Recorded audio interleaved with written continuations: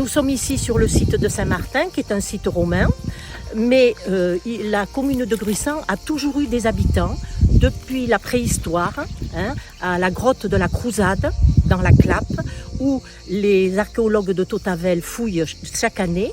Ensuite, on a eu la période romaine, alors non seulement ici, mais à Tintène, Aurec, d'Argent, toutes ces villes-là qui étaient données aux centurions romains et qu'ils exploitaient en cultivant le blé, la vigne et l'huile, les oliviers.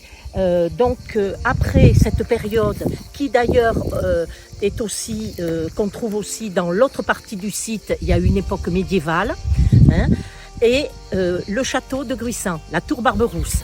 Voilà. Ensuite, il y a eu une période avec les armateurs gruissanais, des navigateurs qui ont navigué sur toutes les mers du globe. C'était de très bons pilotes. Puis, entre chaque période, ça s'endort. On suit un peu Narbonne. Voilà. Quand Narbonne est à son apogée, Gruissant aussi. Sinon, on s'endort un peu. Et puis est arrivée la nouvelle station au XXe siècle, qui a permis à partir de 1970, 74, 80, qui a donné cette station balnéaire que les gens fréquentent maintenant.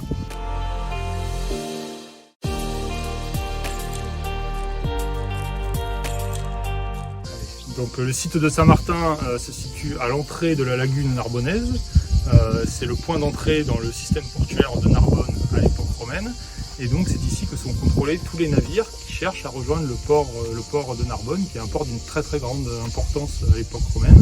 Donc on a ici des opérations administratives et commerciales durant toute l'époque romaine. Donc il faut imaginer sur ce site des infrastructures très étendues, avec un grand nombre de personnes qui travaillent ici pour assurer les trafics commerciaux du port de Narbonne.